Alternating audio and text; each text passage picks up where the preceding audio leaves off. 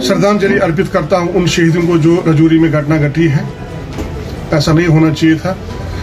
जिसके लिए मैंने प्रेस कॉन्फ्रेंस बुलाई है वो मुद्दा ये है कि सरकार हमारी चाहती है कि, और सरकार ये कहती है कि हमने पंचायत इंस्टीट्यूशन को इम्पावर किया है। मैं भी मानता हूं कि एक सरपंच के होने की हैसियत से, ऑल पंचायत कॉन्फ्रेंस के एक छोटा सा कार्यकर्ता होने के नाते, जिस पंचायत कॉन्फ्रेंस के हमारे चेयरमैन हमारे अनिल जी हैं, उनके कहने पर, उनके आदेश पे मैंने ये आज प्रेस कॉन्फ्रेंस बुलाई है।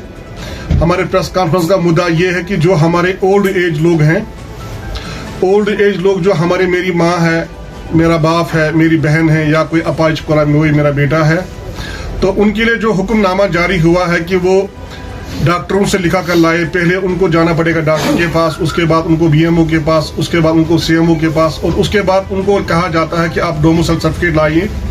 डोमिसाइल सर्टिफिकेट साथ उनको ये भी कहा जाता है कि आप एक एफिडेविट भी लाइए, और उनके साथ ये भी कहा जाता है कि जो मेरी माँ 70 साल की बूढ़ी है, जो विधवा है, उनको कहा जाता है कि आप मेरे सर्टिफिकेट लाइए। मैं शीतल नंदा अपनी बहन से, जो हमारी सोशल वेलफेयर की कमिश्नर सेक्रेटरी, हमारे पंचायत इंस्टीट्यूशन जो है हमने उसको मजबूत किया है और हमने उनको अनपावर किया है, ये बात हम भी मानते हैं।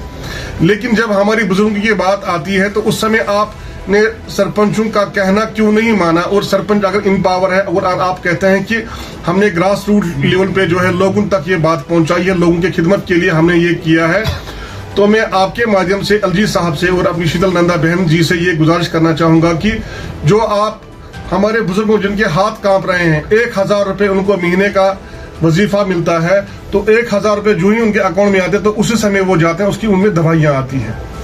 तो अब वो घर घर कहाँ, दफ्तर कहाँ चक्कर काटेंगे, वो किराया कहाँ से लाएंगे? एफिडेविट बनाने के लिए उनको 500 रुपये मांगा जाता है।